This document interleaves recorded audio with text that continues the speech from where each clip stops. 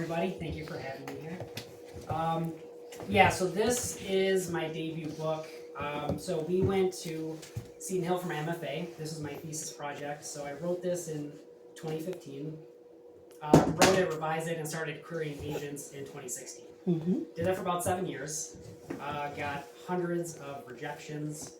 Mostly they're just generic form rejections, but during that time I wrote a second book, which is coming out this upcoming May.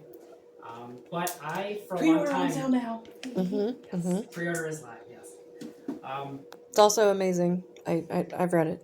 It's great. You want to read it. Yes, you do. But, so like for 7 years, I kept hearing it wasn't good enough. And for a while, I almost gave up writing altogether. I thought, you know what, this is the one story I had in me. Maybe it's just for me and no one else. And I was just content to work a 9-to-5 job. Then 2021 hit. I had a big mental health crisis. I went off social media. And I was like, you know what? I believe in this book. I believe in this story and these characters. And I think it's important. So I researched self-publishing and being an indie author, learning the business of it. Spent about a year doing that. And then I published this book May of last year on my own. I formatted it, I edited it, got a cover designer, all that. So if anybody is thinking of maybe wanting to publish one day, if you're going the traditional route, don't give up. It's a slog, it's really hard, but you may have better luck than I did. And if you want to go the indie route, it's totally doable. And there's not as much of a stigma now as there used to be, and there's a big community online that likes to champion indie authors. So I'm proudly an indie, very proud of it. But I'm going to read you an excerpt from this book. So this is a dark, upbringing adult coming-of-age romance. I'm going to read an excerpt from like the middle of it. So I just want to read the synopsis to give you an idea of like what it's about. So the night I found Aubrey Fisher, a boy determined to die, a girl determined to save his life. After the death of his little brother, Grayson Field spirals his life into chaos. It's all his fault.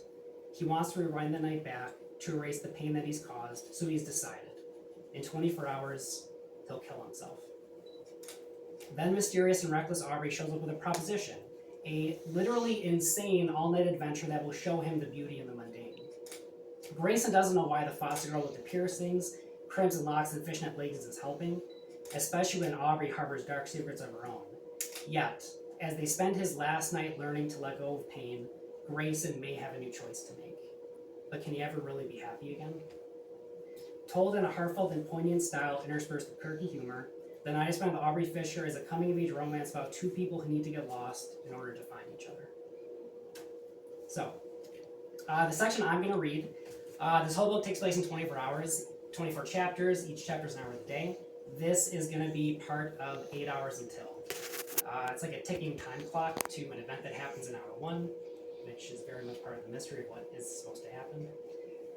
So, only thing that you have to know about getting any spoilers is that they are teenagers, they break into a nightclub and consume things that they probably should not be consuming. And this is like immediately after that event. Out of the 3 joints, we smoke 1 1/4. Aubrey says it's really hard to get high your first time sharing just one, so she wants to make sure that there's no doubt I'll be having a wicked good time. For a while, nothing substantial happens at all. It seems like a complete bust. It's Aubrey who points out that I'm high when I don't even know the difference. Shh, I hush her. Is there a deer trotting down the street? Dude, you're shot, she giggles. No, shut up and listen. There's a deer roaming the streets right now. There is no deer in downtown Davisport. You're high. Congratulations. Gray Falcone, tripping balls. Aubrey says a crowded nightclub with strobe lights would quickly turn into a bad experience with weed and alcohol, so we keep with the cool, open night air. I know it's technically illegal, and we can get in trouble if caught, but I don't care. If I'm gonna die, at least I can say I did this before I'm gone. But right now, I try and stay in the moment with Aubrey. The cool breeze feels good against my flushed face. We extend our arms and let the air wrap around our fingers. It's almost like I'm numb. I can't really feel anything, but it's nice.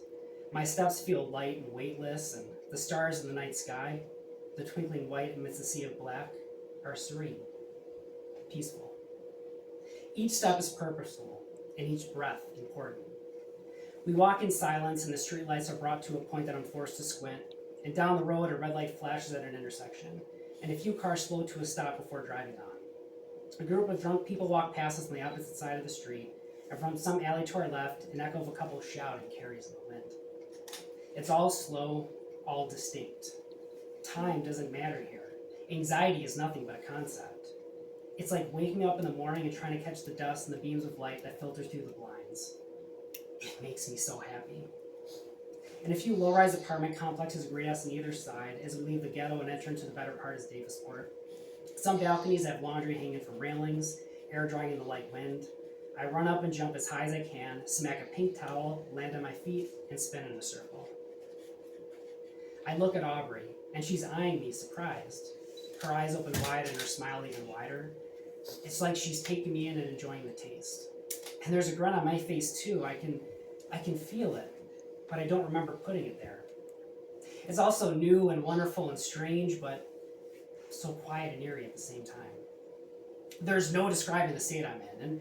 And yeah, maybe I'm both drunk and high, and at any moment I'll get violently sick, but this right here, watching Aubrey watching me, seeing that joy on her face, is something I could experience forever and never tire of. It's one of the rare times she just feels like a regular 17-year-old girl, and yeah, maybe her life has been tougher than she probably deserved and wanted, but there's so much depth to her. So much beauty behind her bullshit. What are you thinking about? She interrupts my thoughts. You? I'm hungry? Shit. Am I hungry?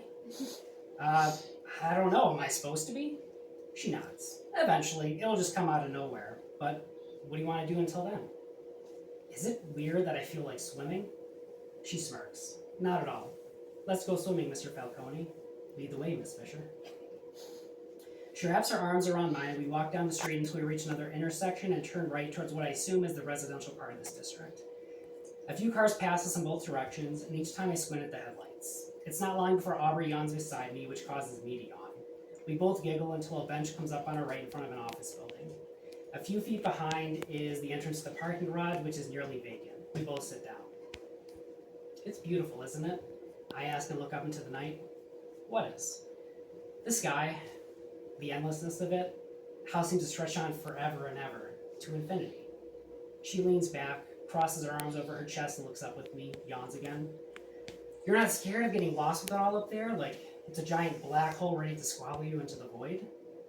That's a pretty grim way to look at it, but no, seriously, just think about it, right? So, out of all the space and all the galaxies and planets in the solar system, and here we are. I mean, we could have been a dust particle, or a frickin' braid of glass, a ball of light, but we're here instead. You, me, Aubrey, and Gray. Isn't that just amazing to think about? She looks over at me, studies me. I do the same to her. Look at her full lips. You shouldn't be sad, Grayson. I'm sorry? Aubrey sits up straight and fidgets her hands in her lap, points her boots inward like a child. Her nose ring catches the glare from the nearest street lamp as she turns her head. You need to share yourself with the world. It could use more people like you. She mumbles something under her breath and stands up. I'll leave sooner. And there's something about the last thing she says that catches me, scares me. What? She shakes her head and pulls me to my feet so fast that my head spins. I blink away the dizziness and follow a pace behind. Come on, let's go find this pool of yours. As we walk, in the center of the empty street is Bryson.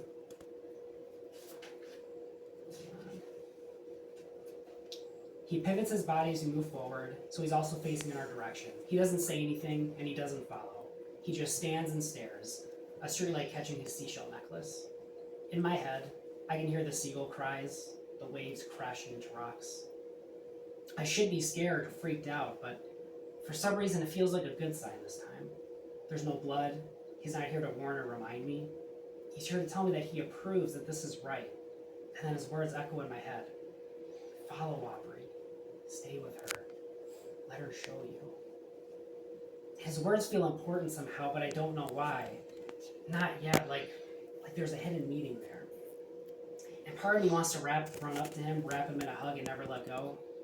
My eyes feel heavy, ready to release tears. And he looks so much like Mom. So innocent.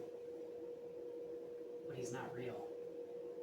Bryson smiles and raises his hand in a single wave when we're freezing in place, like a picture, unaware he's dead. Forever 10 years old. I raise my back, blink, and he's gone. But a light breeze blows past my face, and I almost think I can hear an echo of his breathy laugh. Just an echo. Faint. But there. And I want to stop and find him, take his hand, bring him home. But I turn around to face Aubrey instead. We're two lost souls heading in the same direction. Jenna. Gray, stop ignoring me. Did I do something wrong? Reefer. Told you she's being annoying. Ugh. A few streets and intersections later, we're in another residential neighborhood not unlike those in Leaf Falls. All concrete driveways with blacktop, picket fences bordering neighboring houses, two-story houses with shingled roofs and porches with some form of furniture by the front door. Pine trees dot the front yards every few houses. Many of the homes sit in silence, a few with their porch lights turned on, but most are dark. On our left, two boys race by on bicycles, trade gossip about which teacher they bang, and it's both familiar and not. Like, this street could be any street in the entire world, yet it's also specific to this place and time. She picks up her pace and we arrive at a random empty driveway. She raises her eyebrows and walks forward. Let's see if they have a pool. Normally I try to talk her out of it, but I don't. And that's when I know that I'm changing, that Aubrey is changing me. And I don't know if that's a good or bad thing. We come up to a small wooden fence ridge at the top. It appears locked from the inside, but Aubrey tries to force it open regardless. It doesn't budge. Without warning, she places her hands gently on the ridges, pushes herself off the ground with her feet until she clears the top and hops over. Aubrey Fisher. Ninja? Aubrey, you okay? There's a muffled thud and a scuffle, followed by the sound of shoes running over stones. Then the latch of the door clicks and it swings inward. Party of one? Aubrey announces in a gruff voice. Calling party of one. I shake my head and enter. You realize if we get caught, we're both dead, right? On the contrary. She closes the fence behind her and locks the latch. We've never been more alive. Now hush. Let's see if these pricks have a pool. The side of the house opens up into a decent-sized backyard. To the very back, by the edge of the fence, is a shed. Up front, closest to us, is a trampoline and a swing set. And in the middle is an in-ground pool. The cover is bundled up by the diving board, and the pool lights are still on, which makes the water glimmer. I laugh at her luck. Of course, Aubrey's first house would have a pool. Everything with her just manages to work out. Still want to swim? She asks. I nod. Good. Let's not waste any time then. I'm not nervous or scared, so I chalk it up to the weed and alcohol still poisoning my body. We walk to the edge of the pool and look around for signs of any neighbors, but the ones on either side of other lights turned out. And behind the fence is a small field separating this house from the next, but they are too far away to see anything. We are alone. You think anyone is home? I ask.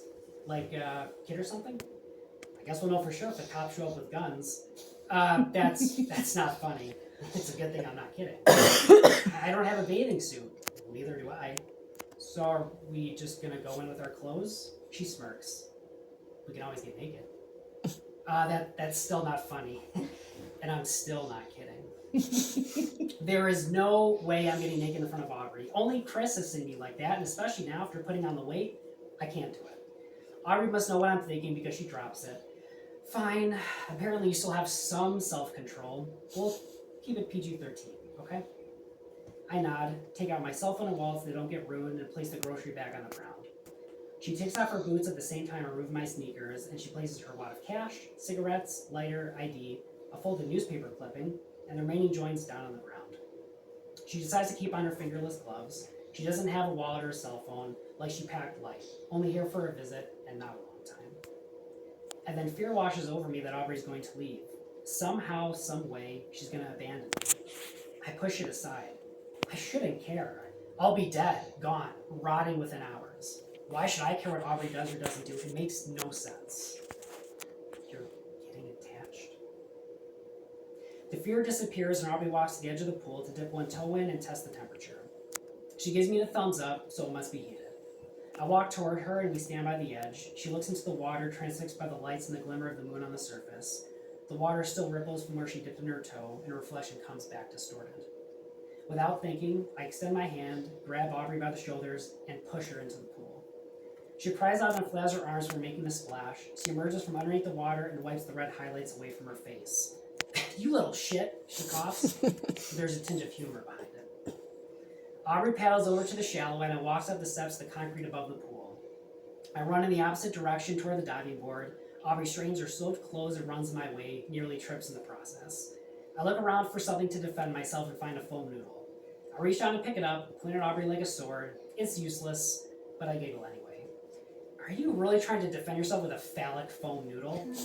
Yes, I am. You realize it's limp, right? The irony is not lost on me.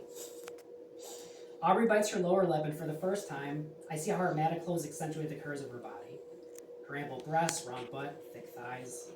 And I have the urge to run my hand over her smooth, pale skin, to feel how soft and delicate she is, to caress the curves of her figure. Water drips from her dark hair and patters on the pavement. Blood pumps in my veins, and I blink really fast to stop the perverse thoughts that enter my mind. No. Stop. You realize you're going to have to leave her before the night is over. Yes? I put down the noodle and step up to the diving board, take a running start, and dive head first. The water cascades over my body, and it feels like tiny fingers on my skin. It's warmer than I thought it would be, and I come up and sputter for air. The scent of chlorine makes my nose twitch. Aubrey flips me the middle finger and takes off her shirt, fishnets, and nylon, standing in only her black bra and miniskirt. Her skin is so pale. I can't look away. I want to know what she feels like, how soft her skin is. And she's staring at me, daring me to turn. But I don't.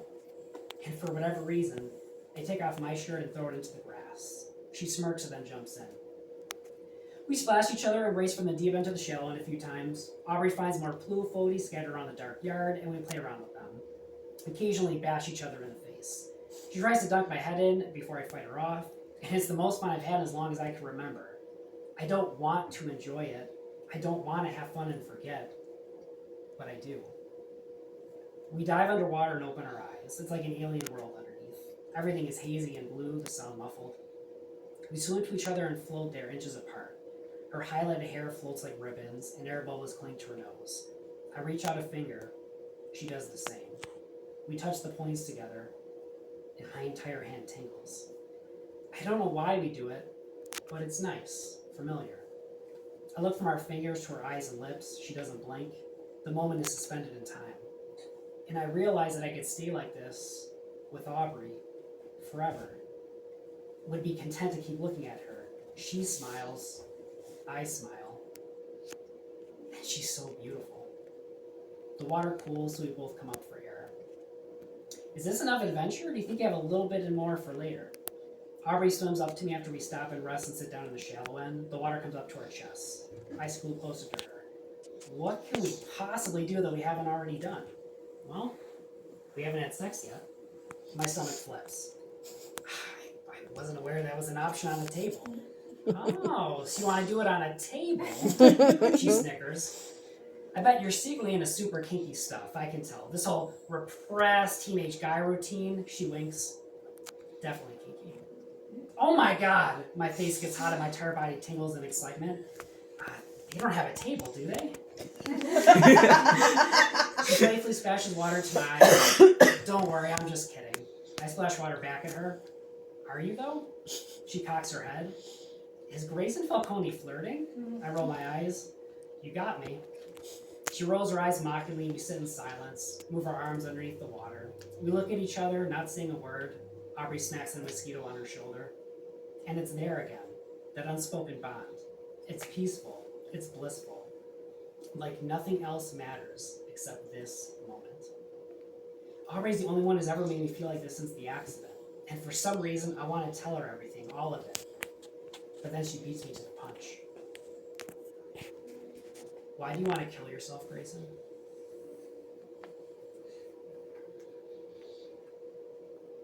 I'm aware of the crickets chirping and the breeze from the night sky that cools my exposed shoulders. She knows. I'm sorry? She doesn't answer or move, only sits in the same position with her face turned towards mine, waiting for an answer. But I can't. I don't know what to say. My mouth is a cesspool of ugliness, and no words will sneak past my tongue. She knew the entire time, Gray. I don't know what to do, and I sober up quickly, too quickly, to the point where I feel my stomach churn and bubble. So I do the only thing I can think of, the only thing that seems right. The only answer I know how to give without speech. I lean in and I kiss her. It's so unexpected and sudden that not even Aubrey prepares for it. Our lips touch, they press together, and we stay like this for a while, maybe too long, but I feel it. That spark. That tingle in my fingertips and surge of energy. I'm lightheaded and my heart kicks at my chest, tries to fight its way out, tries to find a way to hers. And her lips are soft. So soft.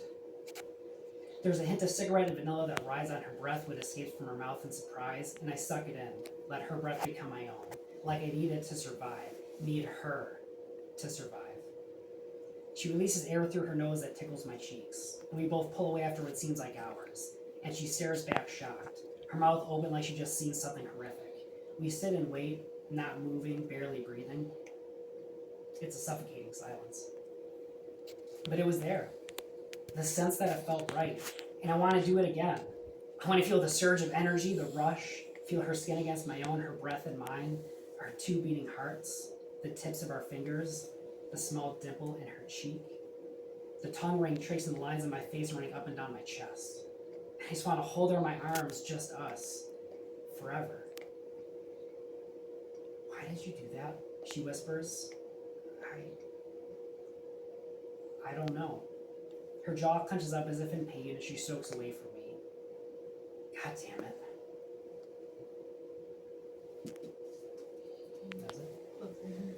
Rude. Why did you stop? I know what happened.